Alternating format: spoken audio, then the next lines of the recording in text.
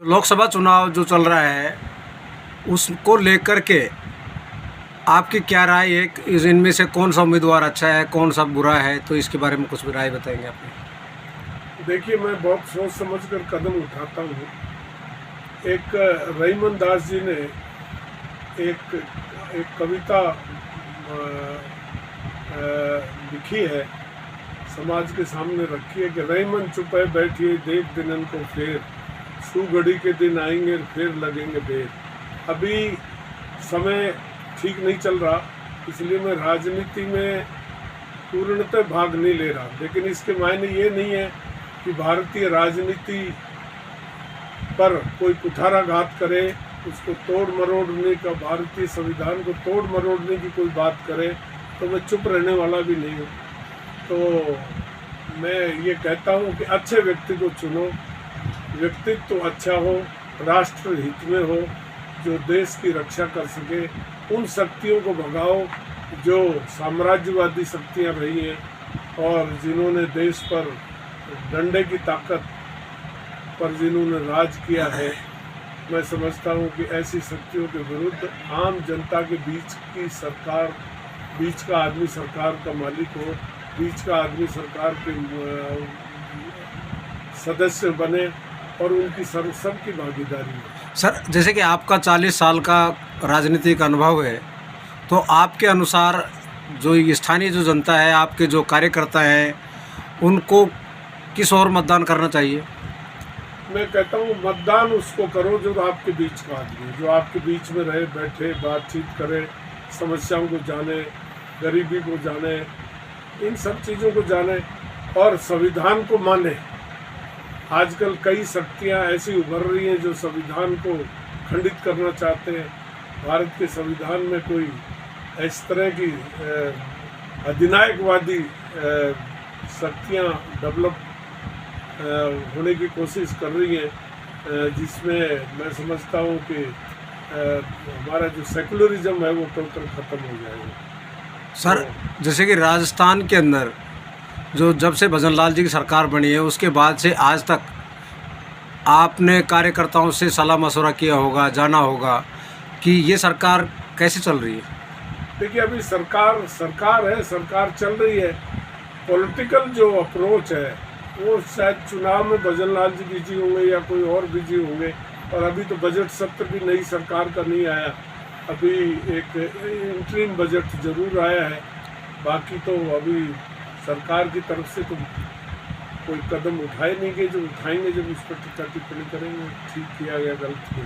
अभी तक तो सरकार इंटरिम बजट के आधार पर चल रही है। जो पिछली सरकार ने बजट बनाया था उस बजट को 3 महीने की स्वीकृति ली है विधानसभा से। सर, जैसे कि जो राजस्थान में जो गतिविधियां चल रही हैं, जैसे बीकानेर के अंदर बाड़मेर जैसलमेर वो बालोतरा है, वहाँ से जो रविंद्र सिंह भाटी वो निर्दलीय है, उसी ने सभी के पसीने छोड़ा रखे हैं। देखिए, भारतीय राजनीति की यही तो खूबसूरती है। यहाँ अच्छे व्यक्ति का महत्व बढ़ जाता है, पार्टियाँ गौण हो जाती हैं।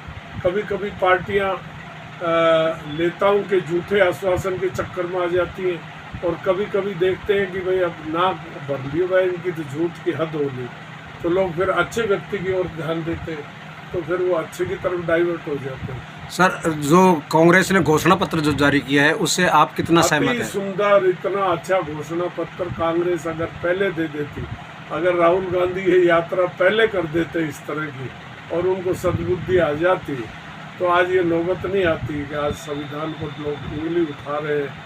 आज करप्ट लोगों को पहले तो जेल की धमकी देते हैं और फिर जो उनकी तरफ कर लेते हैं तो उनको सर्टिफिकेट दे देते हैं। वॉशिंग मशीन रखी हुई है अपने पास में, देखो कोटपुतली में 3-3, 4-4 रेड मारी गई, उन पर चोर घोषित किया, उनकी आबरू इज्जत उतारी गई और अब उनको पाक साफ कर दिया।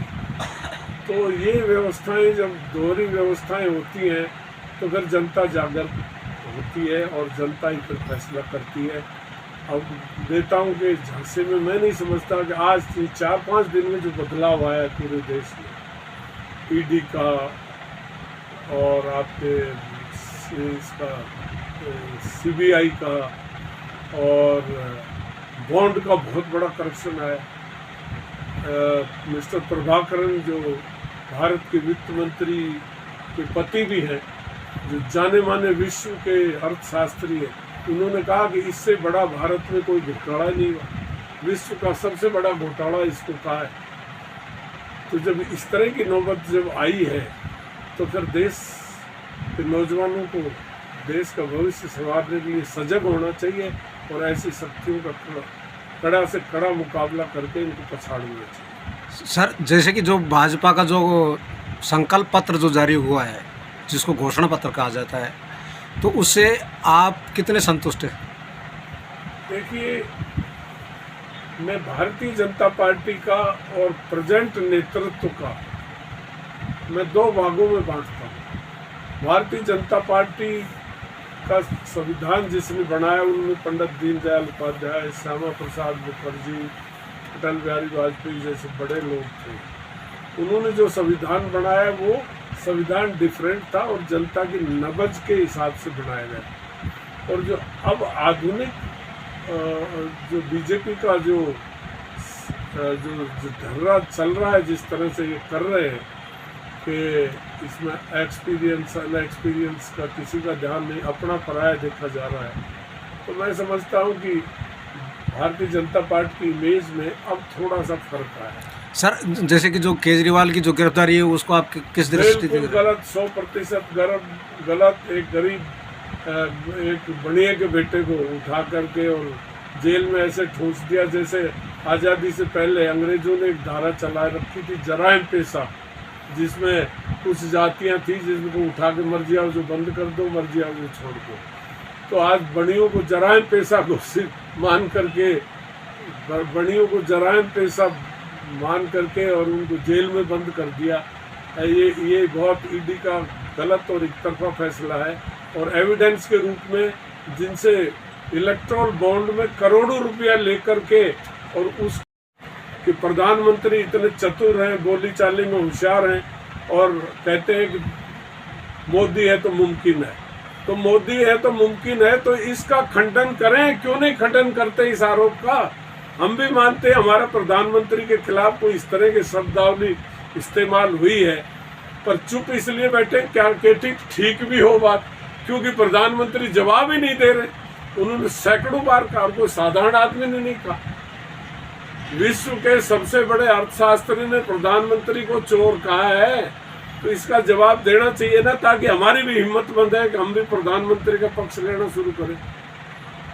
सर, जैसे कि जो पूर्व प्रधानमंत्री मनमोहन सिंह जी थे, उनको मोनी बाबा के नाम से बुलाया जाता था मीडिया के माध्यम से भी, वैसे भी, और आज जो आप बता रहे हैं कि भाई वर्तमान जो प्रधानमंत्री नरेंद्र मोदी जी हैं वो चुप्पी साधे बैठे हैं, तो आप मनमोहन जी और मोदी जी में कितना अंतर समझते हैं? देखिए, मनमोहन जी की बैकग्राउंड, वो बहुत बड़े अर्थशास्त्री थे और वो उसी तरह रिएक्ट करते थे जो उन्होंने पढ़ा लिखा अनुभव किया। और जो वर्तमान प्रधानमंत्री हैं ये तो पॉलिटिशियन है और मजे हुए आदमी, एक एक शब्द के 100 पर्याय इनको आते हैं, 100 पर्याय, जो कोई गलत भी हो जाए तो उसका दूसरा अर्थ निकाल देते हैं। तो बड़ी मुश्किल तो ये है ना। तो लेकिन प्रधानमंत्री को जो ये सीरियस आरोप पहली बार लगे हैं, नंबर 1 मैं समझता हूँ कि यही लोग, जब इंदिरा गांधी ने राजनीति 77 से 71 से 77 के बीच में जो इंदिरा गांधी की सरकार थी जिसमें इमरजेंसी लगाई थी, तो ये लोग कहते थे कि प्रजातंत्र का गला घोट दिया, इस तरह से लोगों को उठा के जेल में बंद कर दिए। अरे उन्होंने तो जेल में बंदी किया था, तुमने तो क्रिमिनल धारा और लगा दी जो मुश्किल हो जाएगा, उनका तो भविष्य बिगड़ जाएगा, उनके बच्चों का भविष्य, उनको फांसी भी लग सकती है। ऐसा तो इंदिरा गांधी ने नहीं किया था ना, उन्होंने तो उठा के बंद कर दिए, जैसे 151 बंद कर दिया, जमानत तो हो गई, छूट गए। इन्होंने तो मुकदमे दर्ज कर दिए सबके पास। करोड़ी इसको ये बेचारा केजरीवाल को तो अनकॉन्स्टिट्यूशनल, अनलॉफुल, सारे वकीलों ने, देश के वकीलों ने भी ऐतराज उठाया, जुल्म से निकाला वहाँ पर, कोई धारा ही नहीं है, ये कोई बढ़ती नहीं, इसको कैसे बंद कर दिया। आप सम्मन लेके जाते हो और गिरफ्तार करके लाते हो। 2 साल से जब सम्मन जारी हो रहे थे, पहले क्यों नहीं की गिरफ्तारी चुनाव के दिनों में? फिर सबसे बड़ी बात, आज़ाद भारत में जब चुनाव के द्वारा सरकार बनती है तो कांग्रेस पार्टी और अन्य पार्टियों के खाते क्यों सीज कर दिए? तो चुनाव कैसे लड़ेंगे? उनके खाते सीज कर दिए, उनके सारे न्यूज़पेपर्स में एडवर्टाइजमेंट के कॉलम सब बुक कर दिए। वो बेचारे कैसे चुनाव लड़ेंगे? ये फेयर चुनाव थोड़ी हो, ये फेयर चुनाव नहीं है। मिशन में मैं बाद में पूरा एक वक्तव्य दूंगा, बहुत बड़ा घोटाला है। प्रधानमंत्री कहता ना मैं खाऊंगा ना खाने दूंगा, उसकी खुद की जल योजना में ही उन्हीं के लोग पैसे खा गए। और जब सीपी जोशी, अब क्या नाम था वो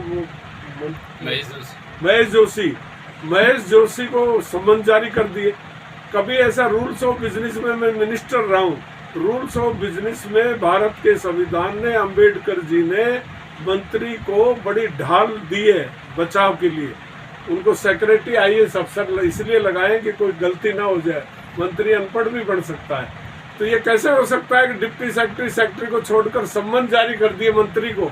ये रूल्स ऑफ बिजनेस में है ही नहीं, कोई कानून के दायरे में नहीं है। तो जोशी को इसलिए कर दिया कि वो दूसरी पार्टी में, और जो अधिकारी वो थे जो इनकी पार्टी से संबंध रखते हैं, उन पर नहीं। लेकिन ये जेल जाएंगे, किसी का बाप नहीं बचा सकता। अभी आप देखो, हम 4 तारीख तक चुप बैठे हैं, परिस्थितियां बदलेंगी और ये जेल जाएंगे जिन्होंने ये कृत्य किया। रूल्स ऑफ बिजनेस का हम जानते हैं, हवाला देंगे। डिप्टी सेक्रेटरी जो भी इस विभाग का था, उसको सबसे पहले जेल होनी चाहिए। नोट वो पुटअप करता है मंत्री के पास, और मंत्री असहमति जारी करके अपनी तरफ से कोई डिजायर करता है मंत्री, तब तो मंत्री फंसता है। और डिटो फाइल पर डिप्टी सेक्रेटरी ने मुंह के मंत्री दस्तखत कर दिए, तो where is the fault of minister? Minister तो सुरक्षित है। हाँ, डिप्टी सेक्रेटरी ने फाइल मुंह करे, मंत्री कह दे कि नहीं मैं इससे सहमत नहीं हूं, ये लिखी इसमें, तब मंत्री फंसता है। तो वो बेचारा पंडित को फंसा दिया बिना बात। और जो चोर थे वो बच नहीं सकते, कानून किसी को बख्शेगा नहीं, देर सवेर हो सकती है। जेल तो जाना है तो जाएगा।